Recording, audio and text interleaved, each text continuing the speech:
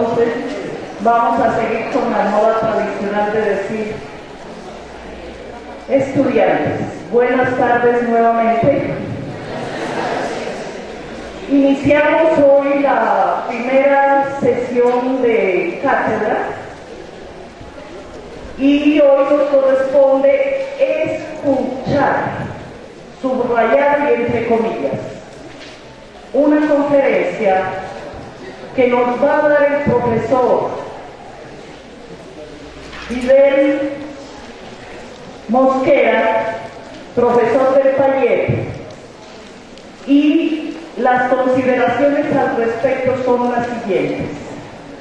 Yo me voy a poner en medio, porque ustedes, a pesar de que se pelean con la policía en las manifestaciones dentro del salón de clase, todavía los claman a gritos. Porque, como lo dije el primer día, no se permitirá el uso de celulares.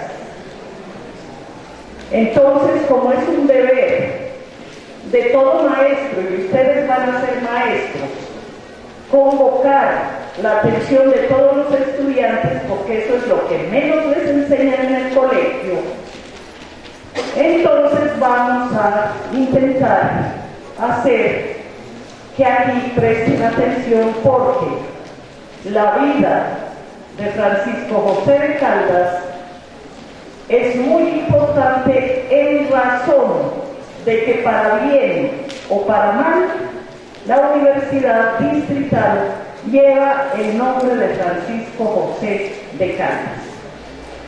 Pero antes de iniciar, para quienes no vinieron, la sesión primera, la monitora les va a dar una información, espero que por favor la anoten, porque se trata de los horarios en que ella está dispuesta a atender a los estudiantes y del correo al cual ustedes pueden dirigirse para resolver cualquier problema que tengan en relación con la cátedra.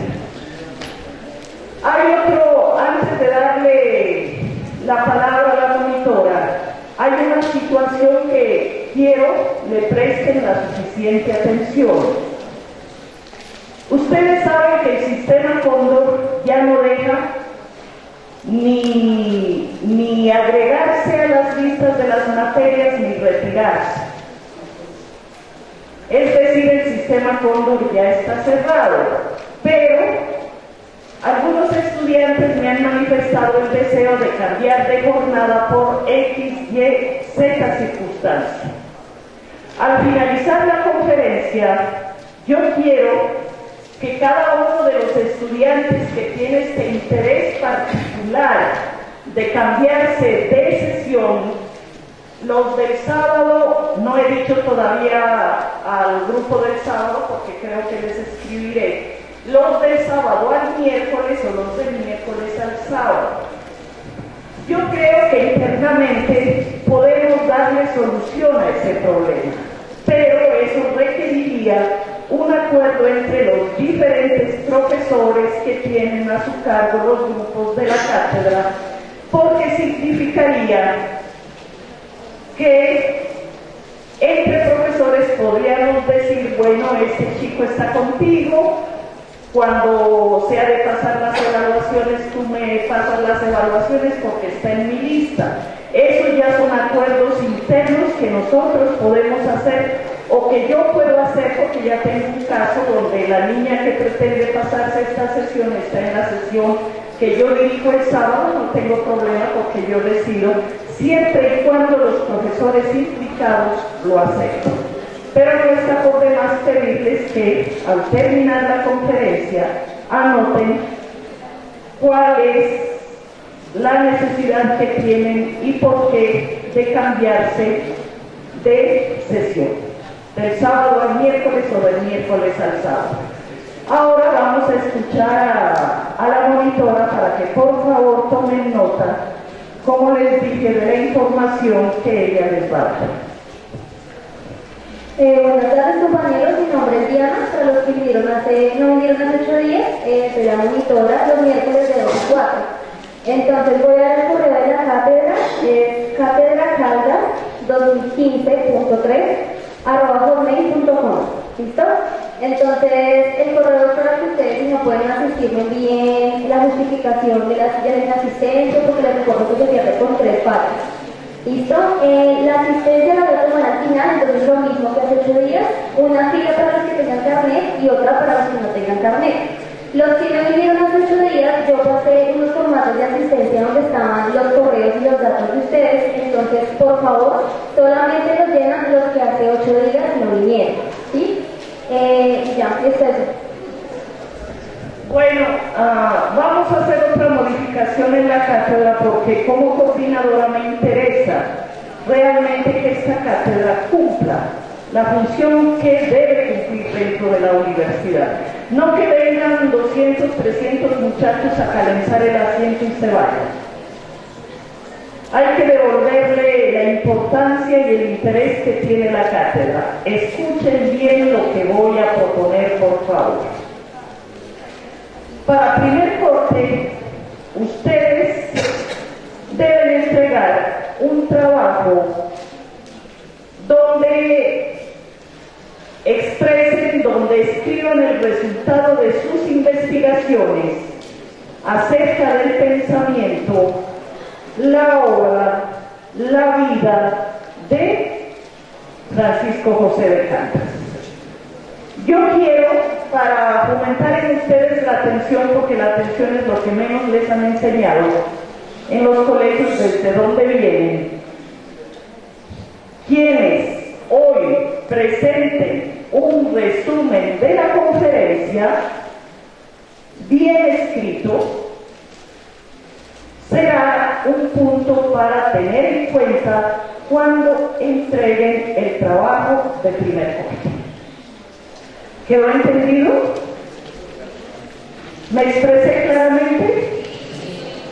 Bueno, entonces, sin más palabras, vamos a escuchar al profesor Fidel Mosquera y le ruego, por favor, prestar atención al desarrollo de la conferencia. Muchas gracias por asistir y más agradecida estaré si logran prestarle la atención que se merece a la intervención del profesor Fidel Mosquera. Gracias. Gracias, profesora María Isola. La conferencia que he preparado para el día de hoy, en el marco de la Cátedra Institucional Francisco José de Caldas, versa sobre el pensamiento de Francisco José de Caldas, y este es un trabajo que he venido realizando hace bastante tiempo, desde cuando existía el espacio académico que se llamaba Francisco José de Caldas. Después, cuando crean las cátedras en la universidad, pues he continuado este trabajo, que es un trabajo que lo he hecho en el Fondo Mutis de la Biblioteca Nacional, porque el Fondo Mutis está ligado a la obra de Francisco José de Caldas, y también es un trabajo que he realizado desde la Maestría en Investigación Social de aquí en la universidad, en el Archivo General de la Nación, en la sección de la Colonia, y es donde prácticamente pues me he basado como las fuentes primarias para hacer este trabajo. La conferencia va a versar sobre 3 aspectos fundamentales que tienen que ver con el pensamiento de Francisco José de Caldas.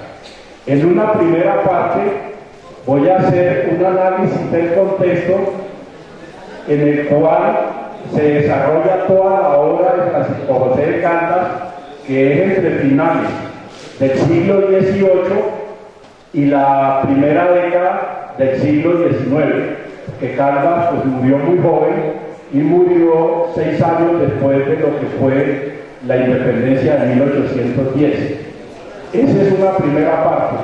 Y la segunda parte voy a hacer otro análisis que también es muy importante realizarlo, y espero que ustedes tengan muy en cuenta esta parte, porque muchos autores, o sea, la mayoría de los biógrafos de Francisco José de Caldas, han tomado dos temas que me parecen a mí fundamentales analizando, que tienen que ver con el tema de la ilustración, que es la ilustración en el contexto del virreinato de la Nueva Granada, es decir, en el periodo en que transcurre la obra de Caldas.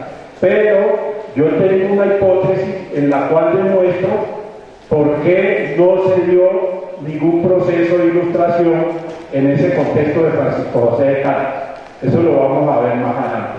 Y ya como final, hago un planteamiento del pensamiento de Caldas, para lo cual establezco unas categorías que tienen que ver con el pensamiento a nivel de lo que es la obra de él, el pensamiento científico, el pensamiento político y lo que es el pensamiento racial. Toco el pensamiento racial porque ese es un tema que casi no se ha trabajado en la obra de Caldas, y acuérdense de que Caldas publicó en 1808, él tenía el semanario del Virreinato de la Nueva Granada. Ese era un periódico de difusión, incluso ahí en el archivo de la Biblioteca Nacional, pues todavía se conserva a nivel de la hemeroteca, que es donde estaba consultando, todavía se consigue este periódico. Y después, por allá en 1942, se hizo una publicación sobre el semanario del Virreinato de la Nueva Granada, y de allí, para ser parte de lo que es el pensamiento racial de Caldas, tomo un tema que es el del influjo del clima en los seres organizados, que esa fue una de las obras que generó mucha controversia en su momento, porque estaba inspirada en las tesis del naturalista Buffon, que fue uno de los naturalistas ingleses, y esos son como los tres aspectos que vamos a mirar. En lo que tiene que ver con la primera parte, que es el contexto de Francisco José de Caldas, es prácticamente, estamos en la época de la colonia, que es finales del siglo XVIII, y Caldas muere el 29 de octubre de 1816, que fue fusilado en la Reconquista Española de Sámano y Pablo Morillo. Entonces, ese también es otro de los aspectos que cuando analicemos el pensamiento político de Francisco José de Caldas, allí les voy a mostrar por qué Francisco José de Caldas no estuvo comprometido con el ideario independentista de 1810, y también hay una cuestión que es muy importante analizar en la parte del pensamiento político, porque muchos de los biógrafos, en el caso de Francisco José de Caldas, casi siempre las reseñas que se hacen de Francisco José de Caldas es como un prócer o un mártir de la independencia, y esa es una de las grandes falacias de la historiografía, en el caso sobre todo de la historiografía de las ciencias, aquí en el caso de Colombia.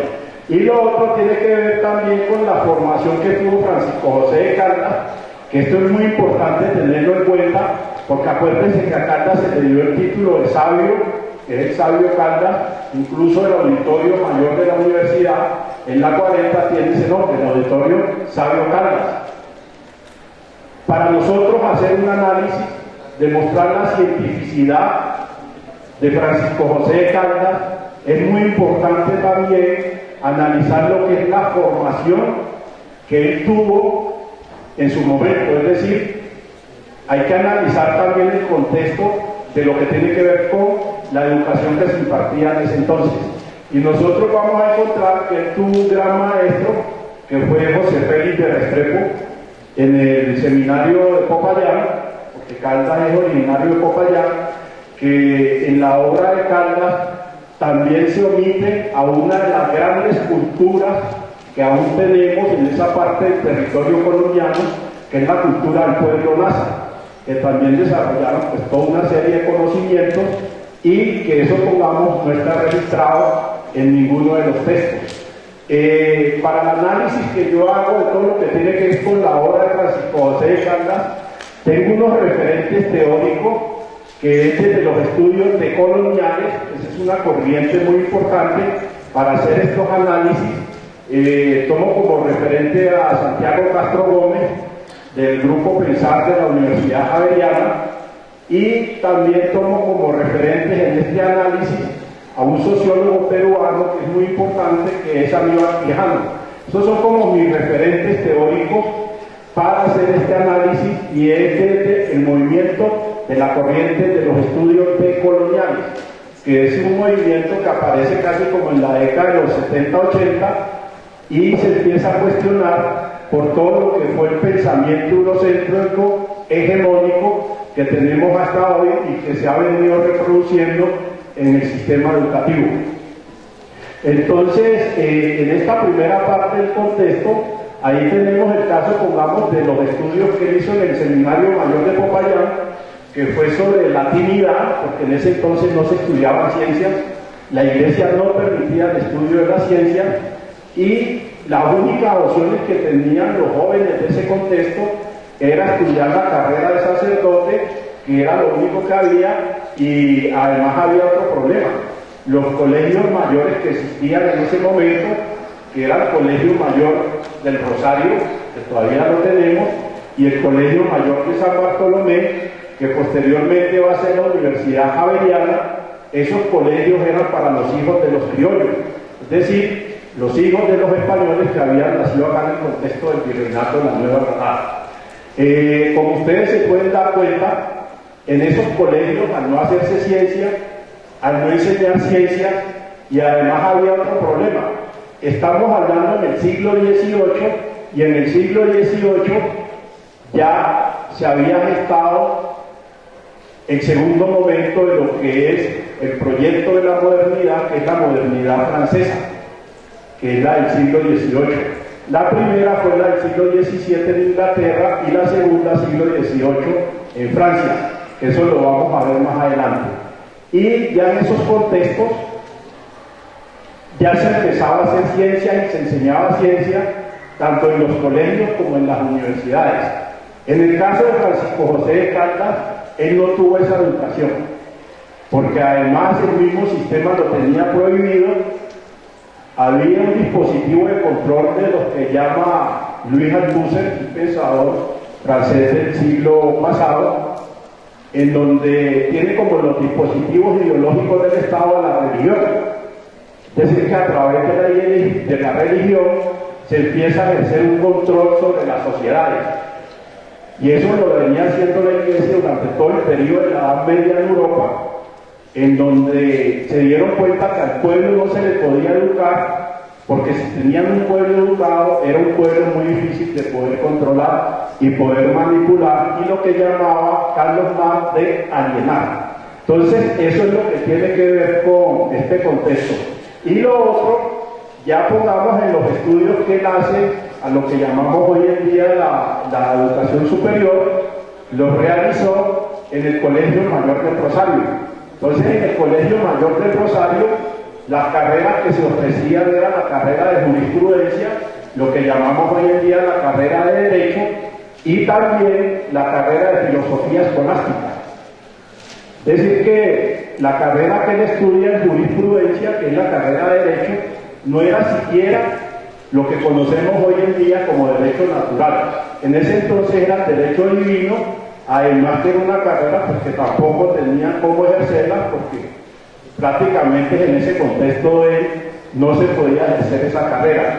Y segundo, él se siente como estafado, ya después que empieza a conocer todo lo que se había hecho desde la modernidad inglesa, la modernidad francesa, empieza a conocer esos textos, los conoce a través de José Celestino Mutis, porque Caldas participó con Mutis en la expedición botánica, y ahí él se va a dar cuenta que la educación, que más que educación, eso tenemos que llamarle es instrucción, que era la instrucción religiosa en dogmas de fe, que era donde se sustentaba todo el tema del escolasticismo, que era el pensamiento en torno al cual giraba la sociedad de ese momento.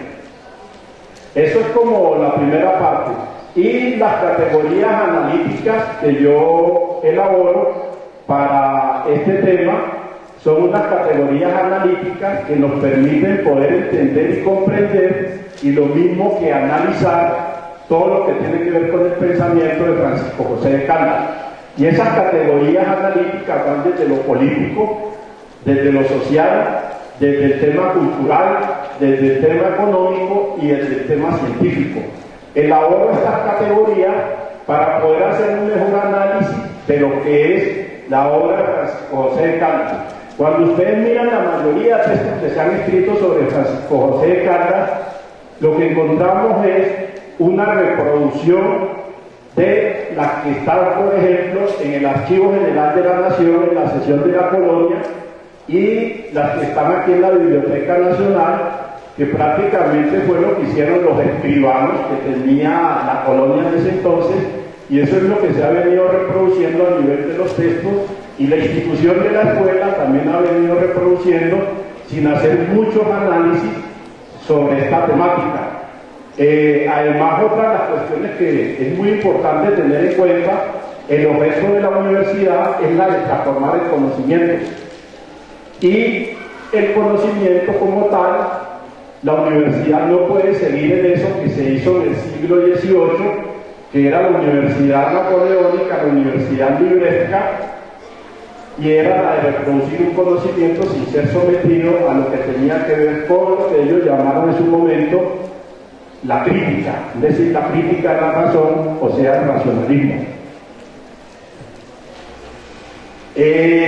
Como primera pedida, vamos a mirar lo que tiene que ver con el tema de la ilustración. El tema de la ilustración, sobre todo, que fue el primer momento de lo que se conoce como el proyecto de la modernidad, que nace en la Inglaterra del siglo XVII, y a nivel político pues van a haber unos cambios y unas transformaciones muy importantes, porque se va a cambiar lo que era la monarquía absolutista. España hoy en día todavía tiene una monarquía, Inglaterra todavía conserva la figura del monarca, y acá en la Colonia, en el contexto que vivió Francisco José de Caldas, había un virrey que era como el administrador de la colonia. Es decir, de que cuando nosotros miramos el tema de la ilustración del siglo XVII en Inglaterra, pues a nivel político uno de los hechos más trascendentales fue el cambio de régimen. Es decir, cambia la monarquía y van a pasar a tener lo que se conoce hoy en día como una monarquía parlamentaria. Es decir, de que se va a organizar el Estado moderno en lo que conocemos como los poderes públicos del Estado, que es el poder en cabeza. En Inglaterra se llama la figura del primer ministro. Van a tener un parlamento, que aquí en Colombia se habla del parlamento, pero nosotros no tenemos parlamento solo. Esa figura existe en Inglaterra, que es la Cámara de los Comunes, donde va a estar representado el pueblo, y la Cámara de los Lores, donde iba a estar representado lo que es la monarquía. Y entre esas dos cámaras eligen al primer ministro. Es decir, de que a partir de allí pues van a haber unas transformaciones. También van a tener una constitución donde van a tener derechos. Y en el caso de Inglaterra del siglo XVII no encontramos, como si vamos a encontrar en Francia, la figura del ciudadano. En este contexto existe la figura del súbdito del monarca, que ese es el mismo caso que tiene España y tienen los países donde todavía conservan la figura de la monarquía. Entonces, en el caso, pongamos, de la Inglaterra del siglo XVII, también hay una de las cuestiones que es fundamental a nivel, pongamos, de las ciencias, y es la aparición de las academias. Entonces vamos a encontrar grandes personajes como Isaac Newton, vamos a encontrar grandes personajes, por ejemplo, en el caso de la ciencia política, porque aquí ya empieza la ciencia política, el caso de John Locke, el caso de Berkeley y muchos otros ilustrados. Y a nivel de lo que es la institución de la escuela, también sufre unas transformaciones. ¿Por qué? Porque ya, por ejemplo, se empieza a enseñar ciencias, y sobre todo se va a enseñar simplemente ciencias naturales o ciencias formales, sino que también se va a enseñar humanidades. Es muy importante en lo que es la formación de los sujetos de ese contexto. Es decir, que a nivel educativo vemos que se dan unas grandes transformaciones y a nivel económico hay también un hito muy importante que es la aparición del capitalismo, que el capitalismo aparece en esta época y al aparecer el capitalismo, lógico que eso va a tener unos efectos a nivel social y es porque van a aparecer las fábricas y van a aparecer nuevos sujetos, es decir, van a aparecer nuevas categorías de sujetos. La burguesía va a ser reemplazada, la monarquía va a ser reemplazada por la burguesía y los súbditos, vasallos, que era lo que existía en ese momento, van a ser reemplazados por los obreros en la fábrica. Es decir, a partir de allí es lo que llama Carlos Marx la división de la sociedad de clases. Se divide la sociedad en clases sociales, que esa es la división que tenemos hasta hoy en día. E Inglaterra va a constituirse en el gran imperio británico. Y eso pues tiene que ver mucho con la revolución de las ciencias, la revolución industrial, y eso es lo que le va a generar todo un poderío que se van a expandir entre Inglaterra y Francia. Llegaron a tener casi el dominio de todo lo que es el mundo. Es decir, todos los 5 continentes lo llegaron a invadir estas dos grandes potencias que fueron donde se dieron los dos procesos de lo que se denominó la ilustración o el proyecto de lo que es la modernidad. En el caso también de Inglaterra, pues ahí vamos a encontrar de que al ser un proyecto moderno, pues tampoco es que los súbditos tuvieran como muchos derechos y muchas libertades, porque con la aparición del capitalismo aparece también lo que es la propiedad privada. Es decir, que unos pocos, que es la burguesía, son los que van a acumular riqueza y son los que van a acumular sobre todo el capital. Los demás, los obreros, van a ser explotados y eso es lo que origina de que pues, mucha gente en el proceso de expansión del gran imperio invadan otros continentes y acaben otras culturas, como pasó con el norte de lo que es el continente americano, lo que pasó con casi parte de todo el continente africano y lo que pasó con parte del continente asiático. Es decir, de que el proyecto de la modernidad también generó una serie de genocidios, los genocidios que conocemos del siglo XX del nacionalsocialismo alemán, ya desde este momento también se habían hecho y cometió uno de los grandes genocidios contra la humanidad que están ligados al proyecto de la modernidad, tanto inglesa como francesa. En lo que tiene que ver con el caso de la modernidad del siglo XVIII en Francia, la modernidad francesa toma como referente el caso de la modernidad inglesa, pero acá sí va a haber un cambio a nivel político, va a haber un cambio trascendental porque se va a acabar lo que se denominaba el absolutismo por parte del monarca, es decir, va a desaparecer totalmente la monarquía. Y al desaparecer totalmente la monarquía, tienen que organizar un Estado, es decir, un Estado moderno. En el caso de Francia, que es diferente al caso de Inglaterra, pues los franceses hicieron una cuestión que prácticamente fue muy importante y ese es el modelo que se va a tomar en el continente americano, es decir, en el caso de lo que hoy en día conocemos como América Latina, que es lo que se denomina desde la ciencia política lo que es la República. La República es un tratado que ya había escrito Platón en la Grecia antigua, que era sobre la República.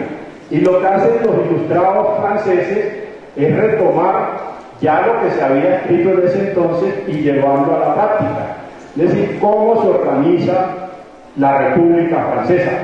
Y para eso van a girar en torno a unas corrientes de pensamiento que fueron muy importantes para la transformación de la sociedad, la transformación de la institución educativa y sobre todo la transformación del conocimiento. Y esas corrientes, que hoy en día pues son corrientes de la epistemología, Una de esas corrientes fue el racionalismo, cuyo autor fue René Descartes, un matemático francés. Otra de esas corrientes fue el criticismo, es decir, que todo conocimiento tenía que estar sometido a la crítica de la razón, y fueron muy importantes también porque acá van a aparecer lo que son las humanidades, el caso sobre todo de la sociología, que va a aparecer ya como una disciplina con objeto de estudio, el caso, pongamos, de la antropología, que también van a ser muy importantes estas disciplinas de las ciencias humanas para entender, comprender y poder estudiar lo que tiene que ver con la sociedad, lo que tiene que ver con la cultura y sobre todo lo que tiene que ver con el hombre. Eso es muy importante y esos aportes van a ir a las escuelas, van a ir a las universidades, y a diferencia de Inglaterra, hay una cuestión que también es muy importante, y es de que el conocimiento tiene que ser para todos. Porque cuando se crea la república, que aparece el ciudadano, todos los ciudadanos tienen los mismos derechos. Y eso es una tradición que ha tenido el caso de Francia. Entonces vemos que, por ejemplo, personajes como Émile Durkheim, que es uno de los padres de la sociología, y también vamos a encontrar, ustedes muchos lo han estudiado, los que estudian por licenciatura, que ven, por ejemplo, historia en la pedagogía. Acá vamos a encontrar uno de los grandes pedagogos, que fue Juan Jacobo Rousseau, que escribe un tratado que es el Emilio.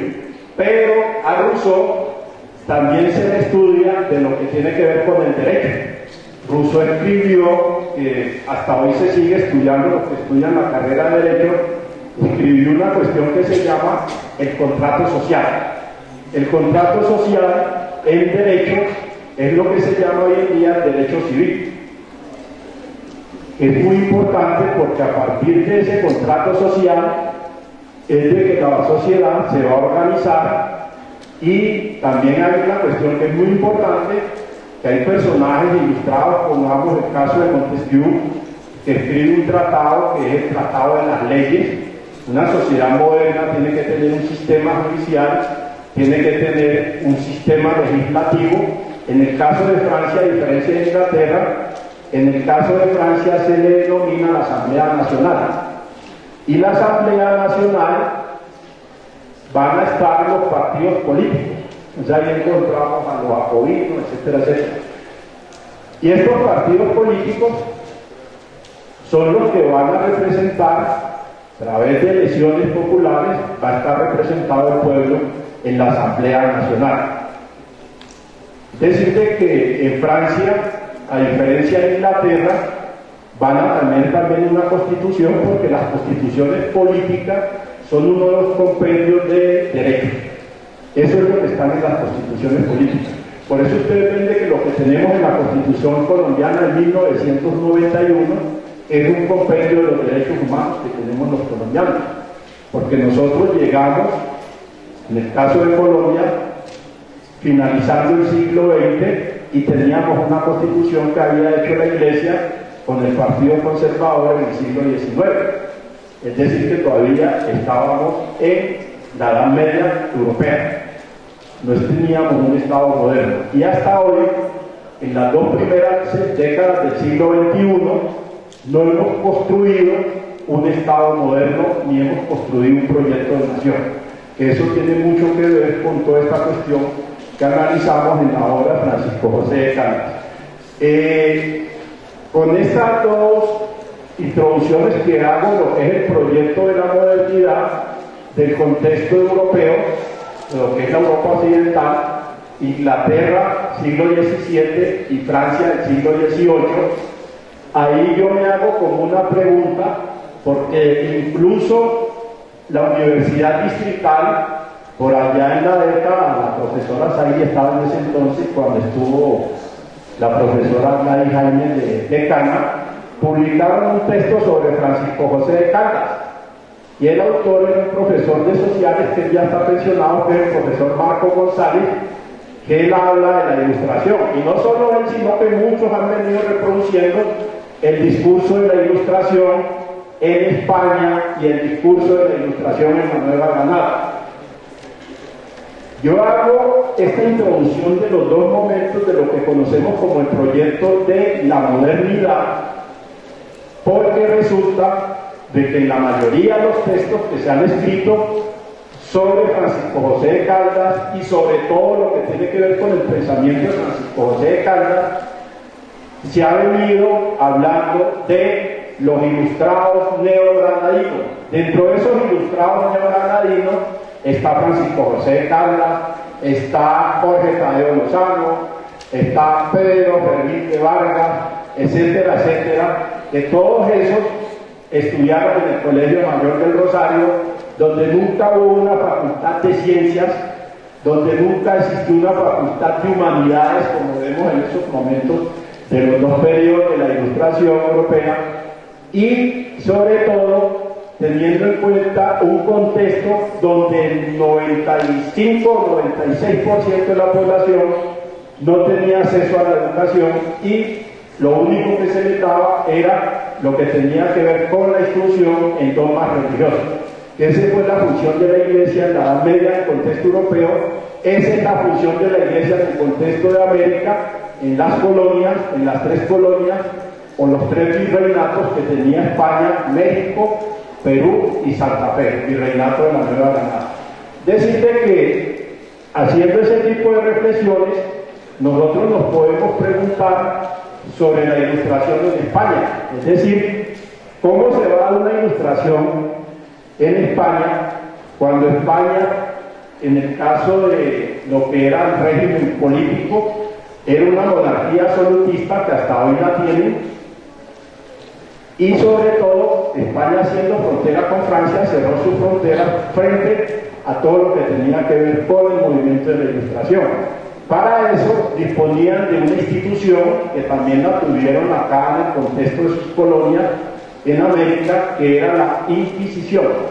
La Inquisición era un tribunal de la Iglesia en Cartagena, pues algunos de los que han estado en Cartagena, allá está el Museo de la Inquisición, en donde tenía como funciones juzgar a todo el que se atreviera a pensar, a todo el que se atreviera a razonar, y era lo que llamaba Immanuel Kant a todo el que se atreviera a salir de la minoría de edad en que se encontraba la sociedad en ese momento, sobre todo en parte del contexto europeo y sobre todo parte del contexto de lo que son los tres virreinatos de España y América. También cuando se habla de lo que tiene que ver con la Ilustración en España, la pregunta y la reflexión que yo me he hecho muchas veces es ¿dónde están los ilustrados españoles? Pongamos, porque yo les mostraba a rato a nivel político, a nivel económico, a nivel científico, etcétera, etcétera. Tanto Inglaterra como Francia tuvieron unos ilustrados. Y la reflexión que yo me hago y me he hecho muchas veces es ¿por qué muchos autores hablan de la Ilustración en España? Cuando España no tuvo ningún cambio, ni a nivel político, ni a nivel social, ni a nivel económico, ni a nivel cultural.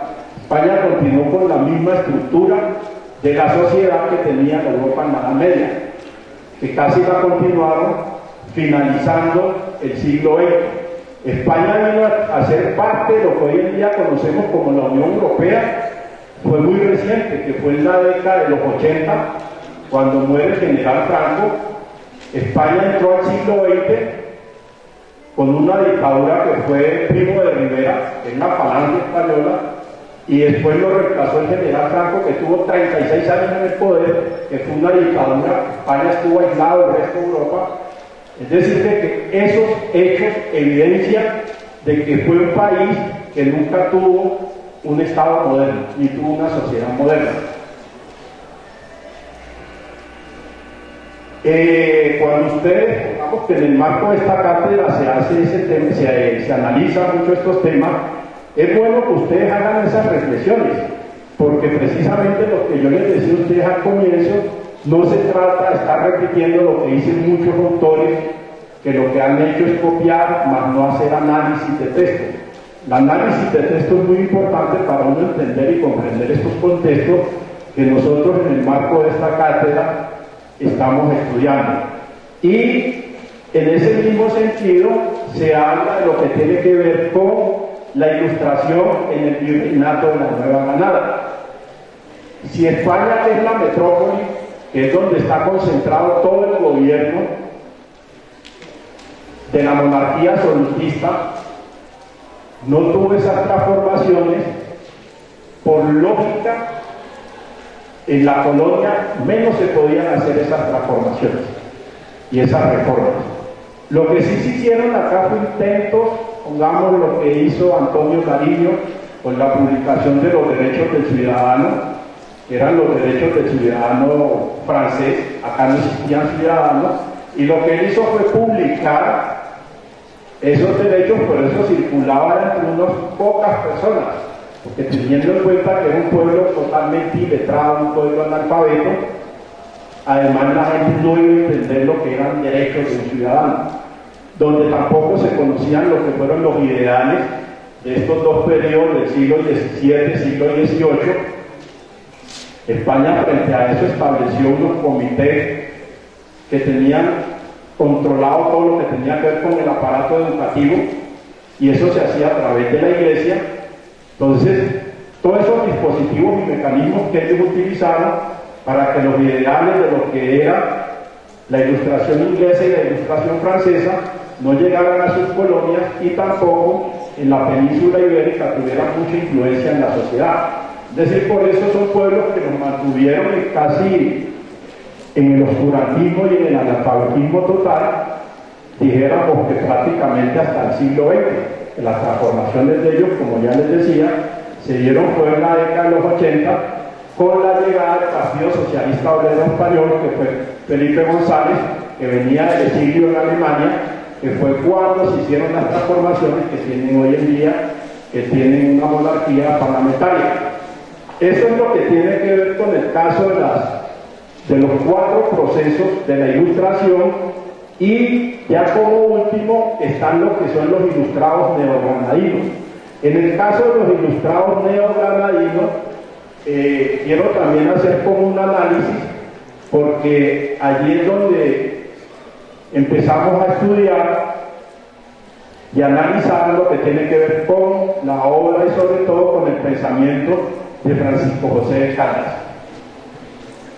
Cuando se habla de ilustrados neogranadinos, que es el caso de personajes, como yo les decía entonces, que también denominaron en su momento los muticitos. Muticitos eran porque, pues como Muti fue el director de la expedición botánica, muchos de estos formaron parte del proyecto de la expedición botánica. Caso de Jorge Tadeo Lozano, que fue director de zoología. Los que estudian biología se dan cuenta de lo que es la zoología, y yo me pregunto, ¿dónde estaban esos estudios aquí, en las escuelas, en los colegios mayores? Jorge Tadeo Lozano estudió en jurisprudencia, al igual que Caldas, en el Colegio Mayor del Rosario, y Muti lo nombró director de zoología de la expedición botánica, es decir, que teníamos ilustrados sin formación, sobre todo formación disciplinar. Francisco José de Caldas, acuérdense que fue astrónomo, director del Observatorio Astronómico, que está ahí en los jardines del Palacio Presidencial, en la Casa de Nariño. Eso que ustedes ven que está allí, ese es el Observatorio Astronómico que dirigió Francisco José de Caldas. Eso lo administra hoy, porque es un museo, lo administra la Universidad Nacional. Y en Colombia, el año pasado, salió el primer egresado a la carrera de astronomía que tiene la Universidad de Antioquia. Es decir, de que durante toda esta época de Caldas, siglo XVIII, siglo XIX y siglo XX, no tuvimos carrera de astronomía. La carrera de astronomía es muy reciente. ¿Dónde estudió la formación de astrónomo de Francisco José de Caldas? ¿Dónde estudió astronomía? También a Caldas se nos presenta como geógrafo, padre de la geografía. Y la geografía es una carrera del siglo XX, la Universidad Nacional, y la carrera de geografía, que es una carrera muy nueva aquí en Colombia, tampoco en ese contexto de Caldas se estudiaba. Acuérdense que quien hizo todo lo que fue el levantamiento de lo que llamamos hoy en día la parte de lo que se denominó en su momento la expedición coreográfica fue Agustín Codazzi, que era un geógrafo italiano. Y a Caldas se demuestra como geógrafo. Cuando ustedes van al Museo Francisco José de Caldas, que queda allá donde está el batallón guardia presidencial, pues allí van a encontrar, incluso a Caldas se le dio el título de ingeniero, cuando la ingeniería era una carrera casi dijéramos, con la creación de la Universidad Nacional, porque entre otras cosas, las élites de ese entonces tenían un desprecio por las carreras técnicas y sobre todo por el tema de las ciencias. Eso es una de las cuestiones de que pongamos Francisco José de Caldas en sus memorias, dice que sufrió 3 decesiones. Y esas 3 decesiones que él sufrió, entre una de esas está no haber podido estudiar una carrera en ciencias, porque a él no le gustaba la jurisprudencia, es decir, no le gustaba la carrera de derecho. Y la carrera de jurisprudencia, por eso ustedes ven que este país está lleno de abogados, tiene una tradición en España. Esa es una tradición que está ligada al tema de lo que es la herencia cultural de los españoles en el contexto americano. Y era un desprecio por la ciencia sobre todo y por las humanidades. Entonces la carrera que les daba estatus, les daba prestigio, era la carrera de derecho. Entonces por eso ustedes ven que este país es un país de abogados. Y eso fue una de las cosas de que Caldas se sintió estafado con la educación que se le dio en su momento, cuando empiezan a conocer todo lo que se había hecho hasta ese momento, tanto en Inglaterra como en Francia y en otras partes de Europa. Y ya lo que tiene que ver con la ciencia del virreinato de la Nueva Granada, que esto es muy importante también para analizar, entender y comprender lo que es la cientificidad, el pensamiento científico de Francisco José de Caldas, de los ilustrados neogranadinos. Entonces, aquí es muy importante nosotros mirar lo que son las instituciones educativas que se tenían en el contexto del virreinato de la Nueva Granada. Tenía la corona española, en la colonia del virreinato, las escuelas clasificadas. Y las escuelas estaban clasificadas porque no había que educar a la sociedad de ese momento. Entonces ustedes van a ver que tenían escuelas doctrineras, son las escuelitas doctrineras, que como su mismo nombre lo dice, es para enseñar o ilustrar e instruir en la doctrina de los dogmas de la fe. Por eso se llaman escuelas doctrineras. Estaban las escuelas catedralicias, que son las que están al lado de las catedrales. En el caso, cuando ustedes hacen un recorrido por la plaza de Bolívar, ahí van a encontrar que al lado de la iglesia de San Ignacio está el Colegio Mayor de San Bartolomé. Acá donde está el Colegio Mayor del Rosario, ahí sobre la carrera sexta, ahí también tienen una iglesia. Entonces, eso es la parte de lo mismo que tenía la España medieval. Y es lo mismo que tenía la España en estos contextos, y es lo mismo que tenía la España en el siglo XVIII y en el siglo XIX. Es decir, que así como ellos tenían en sus colonias de los 3 virreinatos en América, las instituciones educativas, así mismo las tenían allá.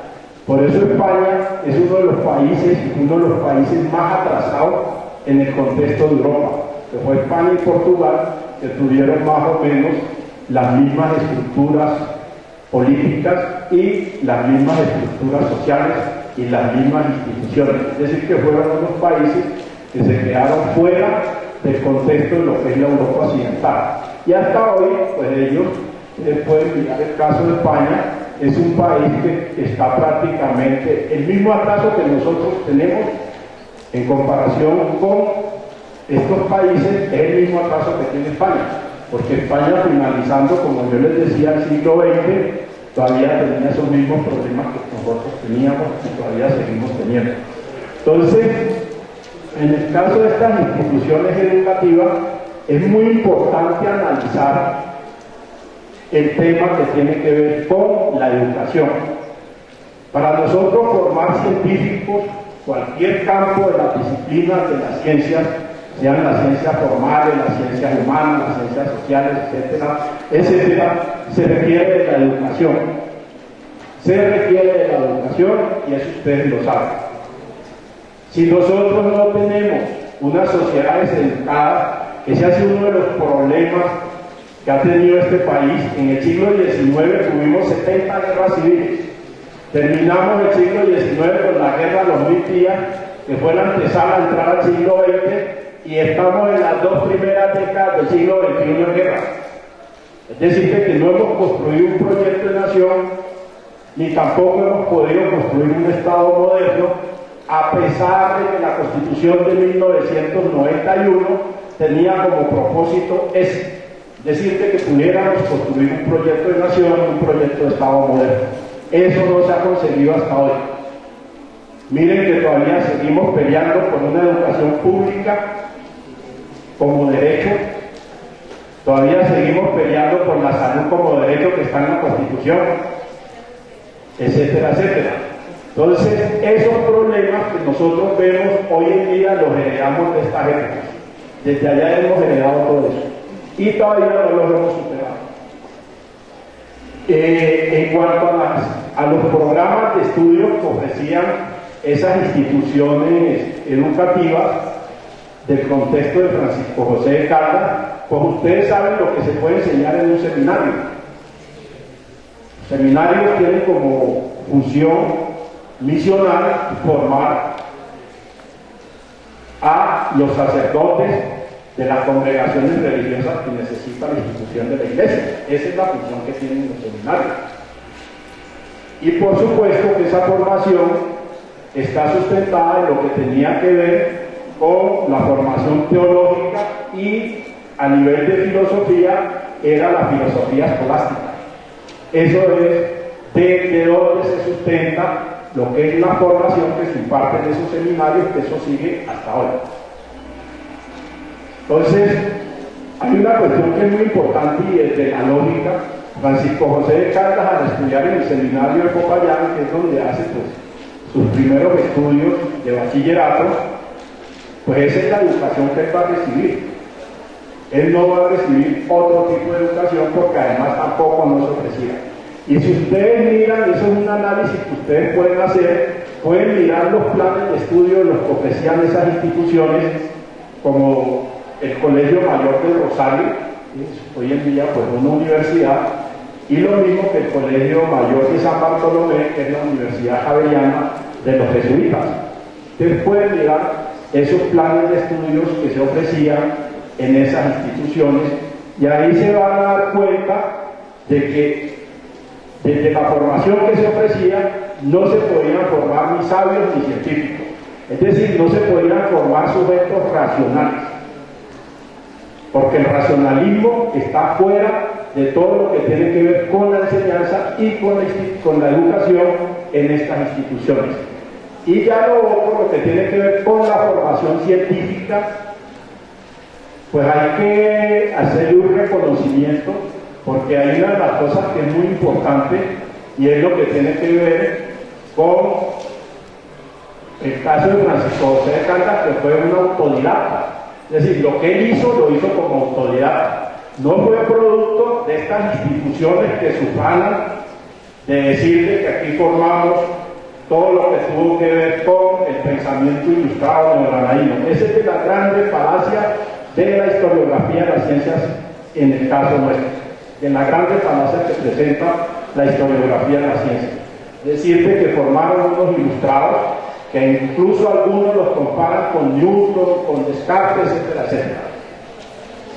Eso queda en el tropicalismo, eso queda en el regionalismo, nuestro, que eso es lo que ha venido reproduciendo la historiografía en el caso del contexto nuestro. Es decir, que esa formación científica de los ilustrados neogranadinos no lo ofrecía ninguna institución, se las iba a garantizar. Por ende y por lógica, ahí nosotros tenemos una serie de elementos que nos permiten poder refutar muchas de estas cuestiones que se han escrito en torno a los ilustrados neogranadinos, en torno a la ilustración en España y sobre todo a un proyecto moderno que nunca existió ni en España ni en el virreinato de la Nueva Granada. Y ya lo que tiene que ver con el pensamiento político de Francisco José de Caldas, con lo que es, pongamos, el pensamiento político, este es otro de los temas que casi nunca se ha mirado cuando nosotros miramos el pensamiento de Francisco José de Caldas. Francisco José de Caldas, su padre fue administrador de resguardos. Los resguardos, hasta hoy tenemos esa estructura que es colonial, que son los resguardos indígenas, de los pueblos originarios, que hoy en día pues ya no se habla de pueblos indígenas, sino desde la antropología cultural se habla de los pueblos originarios. Entonces, el papá de Francisco José de Caldas fue administrador de resguardo, lo que hoy en día conocemos como, dentro de la cultura que ha tenido el contexto de la Nueva Granada, que es la cultura del pueblo Nasa, que es en el departamento del Cauca, que Caldas era de allá. Entonces allí, por ejemplo, ustedes van a encontrar que estos pueblos, el conocimiento que ellos desarrollaron es un conocimiento que tampoco queda registrado en los textos, que desde los estudios decoloniales ya se empiezan a hacer este tipo de análisis, sobre todo lo que hace Aníbal Quijano, el sociólogo peruano, que él tiene una tesis, la colonialidad del saber, la colonialidad del poder y lo que es la colonialidad del ser. La colonialidad del saber hace referencia a lo que tiene que ver con el saber que habían desarrollado estos pueblos originarios y estas culturas antes de la llegada de los europeos al continente americano.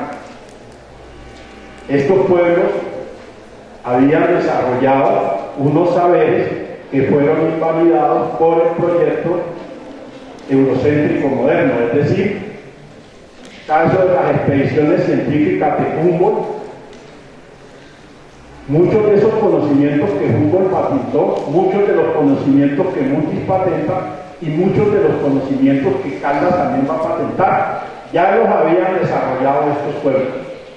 Ejemplo, el caso de la botánica, o lo que llamamos hoy en día la medicina naturista. En el contexto europeo no tenían esa biodiversidad que tenemos en el contexto que hasta hoy todavía se tiene. Entonces, por ejemplo, cuando ustedes ven el tratado sobre las pinas de Mutis, esos son conocimientos que eran conocimientos milenarios de estos pueblos. Cuando miramos, pongamos el caso de la astronomía, acuérdense que los que han ido a Villa de Leyva, ese era uno de los centros de observaciones astronómicas de la cultura muisca. Esos conocimientos tampoco son reconocidos y son invalidados. Entonces, a partir de estos estudios que se hacen desde la corriente colonial, ya hoy en día aparece lo que tiene que ver con lo que se llama la etnociencia.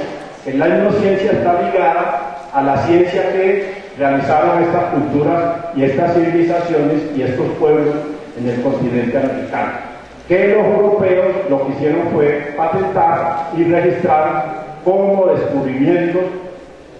Cuando es un conocimiento, que eso es lo que llama el profesor Pablo Guadarrama el saqueo de Europa a América, es decir, que no solo saquearon las riquezas naturales, sino que también saquearon la riqueza más importante, que era la riqueza del conocimiento, que eso es muy importante.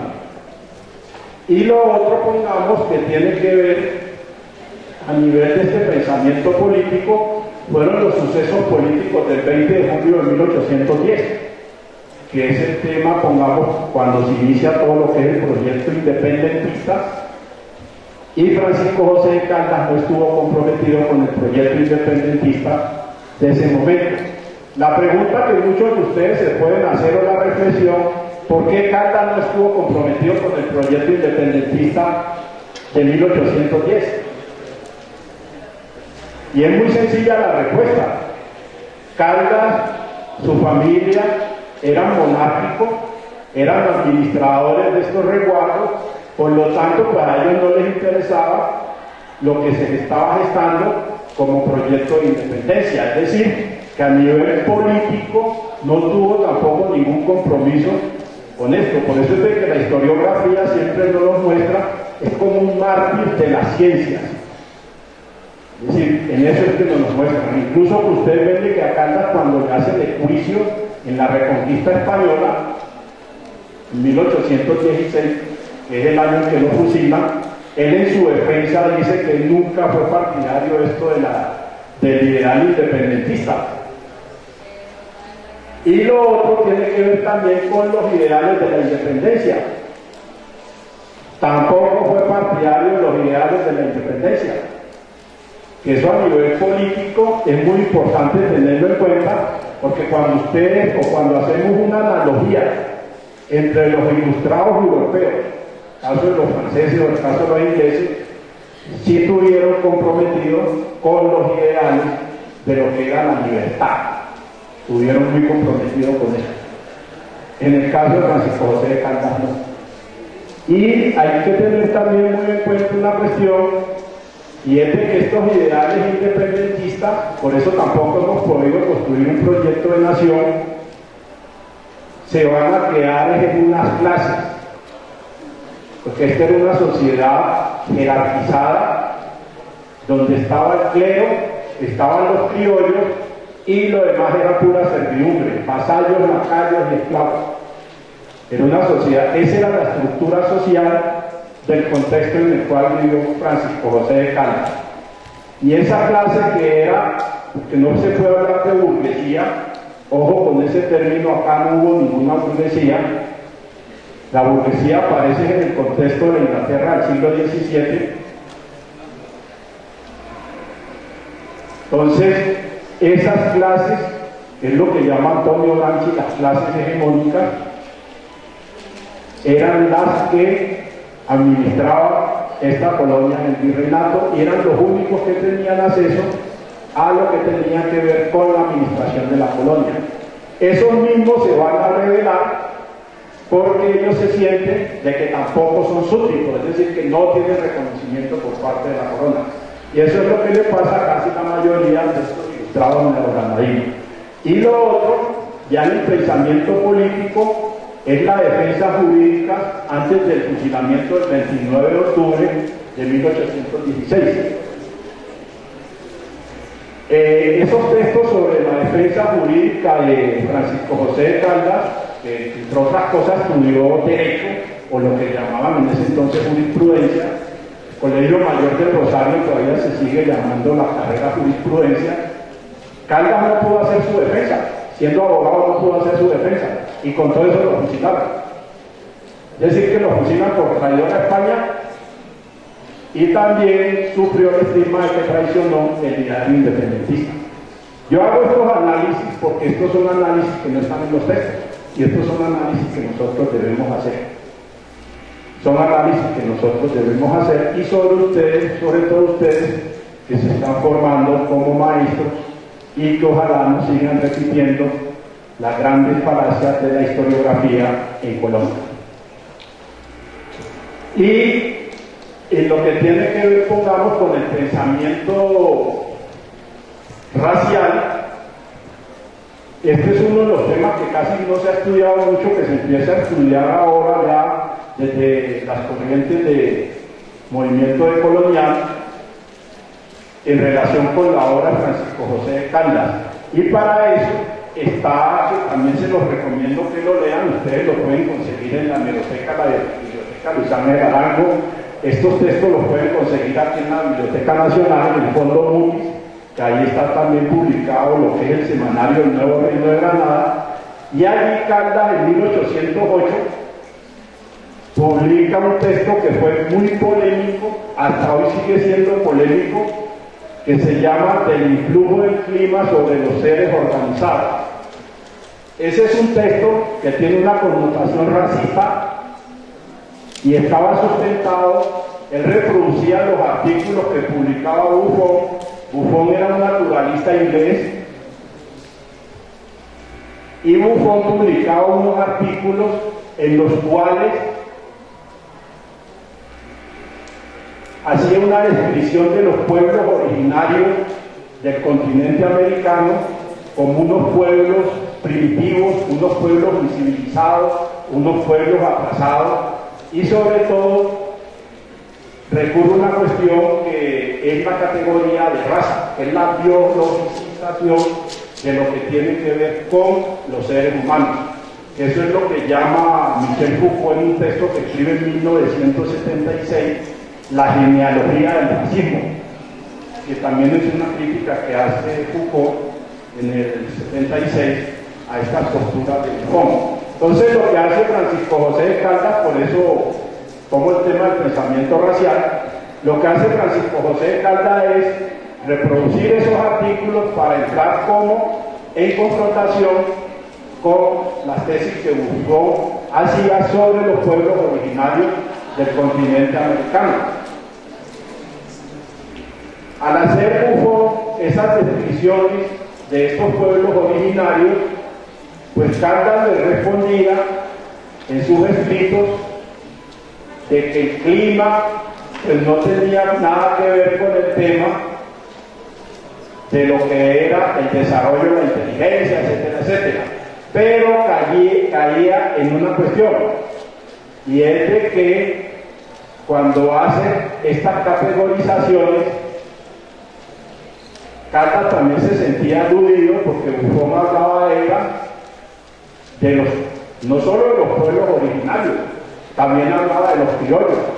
Entonces ahí es donde Caldas va a entrar en esas discusiones con esos artículos que habían publicado naturalistas como Buffon y otros. Este fue uno de los más célebres. Entonces va a entrar en esas discusiones y él allí no va a refutar mucho, porque él se va a sentir de que siendo descendiente de europeos, pues no tenía nada que ver con los pueblos originarios, es decir, de que eran unas tesis que no tenían ningún sustento científico para hacer esas descripciones que hizo este naturalista británico. Entonces, ese es un texto que se llama El influjo del clima sobre los seres organizados, y además también Caldas fue lo que hoy en día llamaríamos secretario de Educación, fue como administrador de la educación en lo que era en ese entonces Popayán. Y es muy importante que también ustedes miren sus tesis que tienen que ver con este tema. Es muy importante que ustedes miren también sus tesis, es decir, de que él no hace una defensa sobre lo que eran estas culturas, estas civilizaciones y estos pueblos. No hace una defensa, sino que él únicamente lo que hace es aceptar estas tesis y también empieza a hacer una jerarquización. Entonces escribe después, eso también es otro texto que es la geografía, que es lo que llamamos hoy en día geografía humana. Él hace una descripción de algunas culturas y algunos pueblos de lo que era el virreinato de la Nueva Granada. Entonces hace una descripción de los africanos esclavizados, hace una descripción de los pueblos originarios, y esas descripciones que él hace pues también caen en estas mismas tesis de Buffon, ¿sí? Caen en esas mismas tesis, y eso es lo que va a dar origen a lo que se llama la configuración de las identidades en ese contexto de Francisco José de Caldas, ¿sí? Ya empezando la primera década del siglo XIX, que es cuando él publica en el semanario, llamado el semanario, periódico que él dirigía, es donde él hace todas estas publicaciones. Eso hoy en día se han reproducido en algunos textos, se han reproducido estas publicaciones, y es muy importante como analizar. Yo no hago conclusiones y más bien dejo que ustedes hagan reflexiones, porque además estos son temas que son temas de investigación, son temas que nosotros tenemos que estar constantemente estudiando y analizando. Por eso yo hago unas conclusiones de todo lo que tiene que ver con este tema del pensamiento de Francisco José de Caldas. Muchísimas gracias.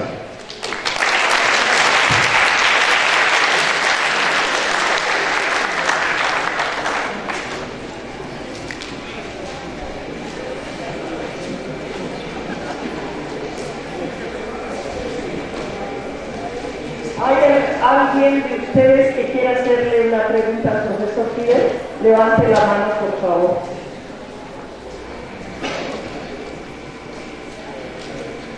Nuevamente, ¿hay alguna pregunta para el profesor Fidel?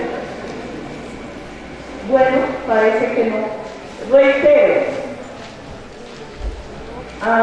este semestre van a cansarse de oír.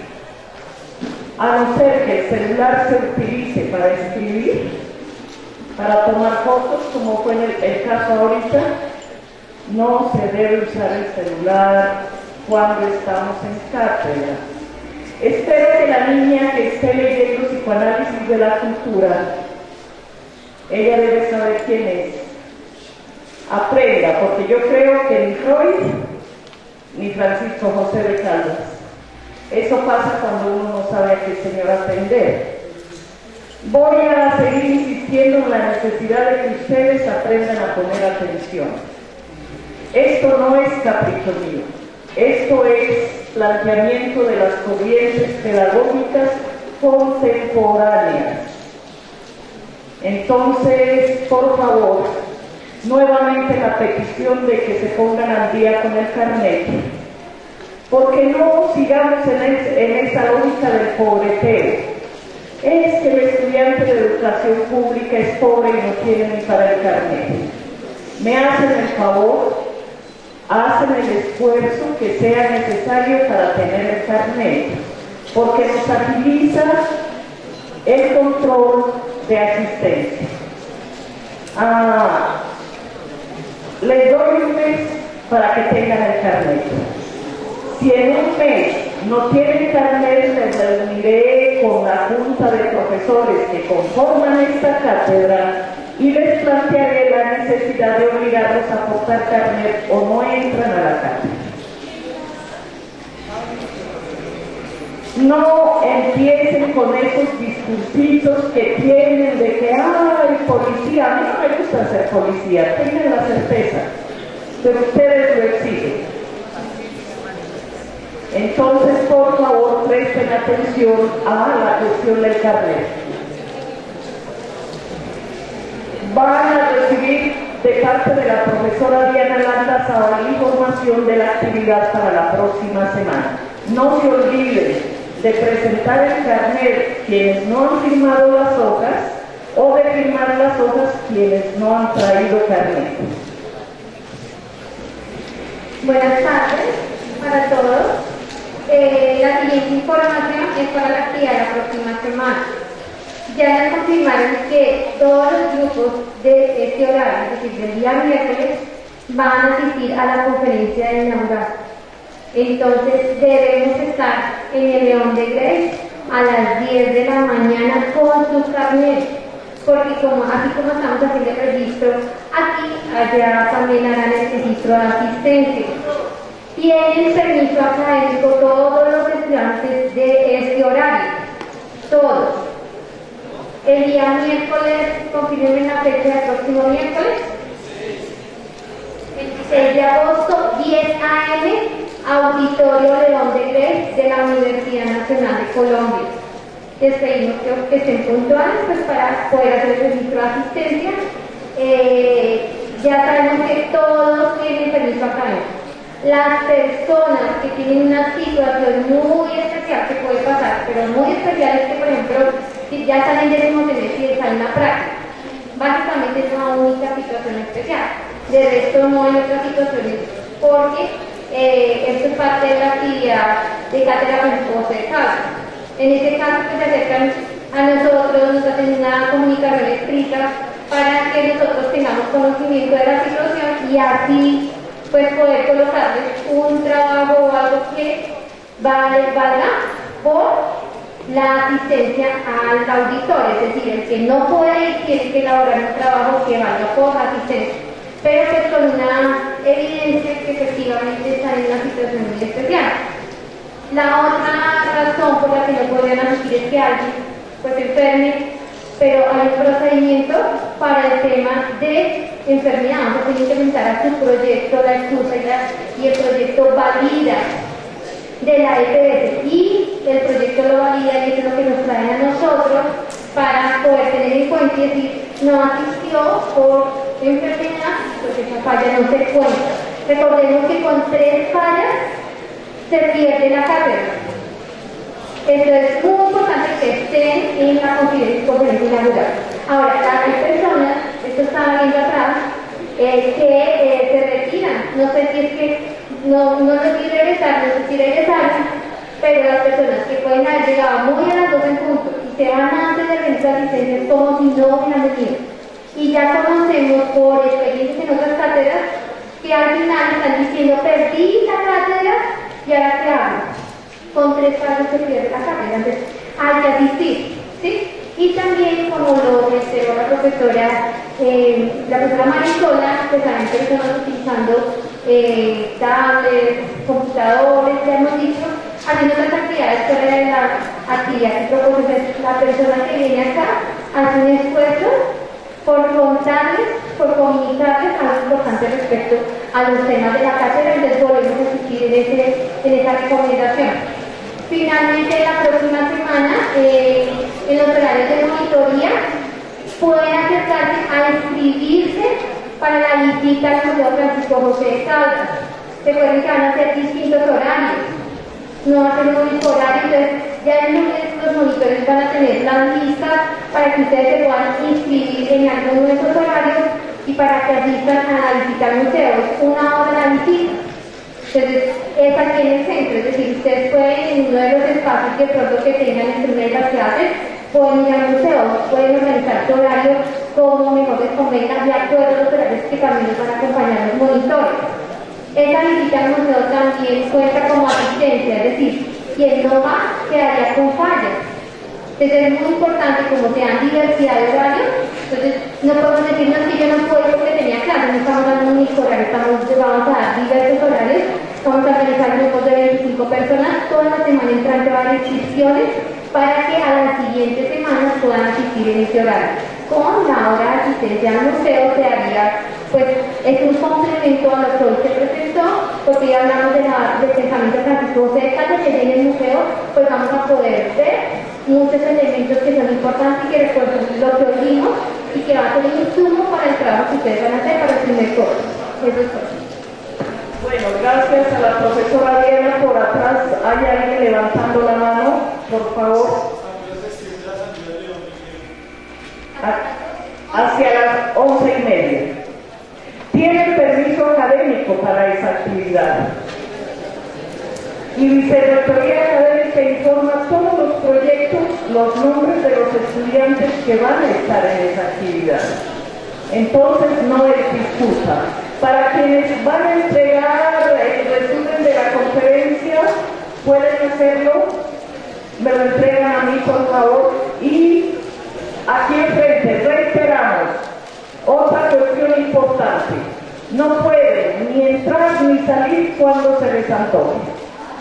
Vamos a poner normas también para la entrada y la salida. Y el carnet, no se olviden del carnet, por favor. Tienen plazo de 1 mes para que todos tengan carnet. Les agradecemos mucho la atención prestada en esta sesión de la Cátedra Francisco de Caldas. Que tengan buen resto de día.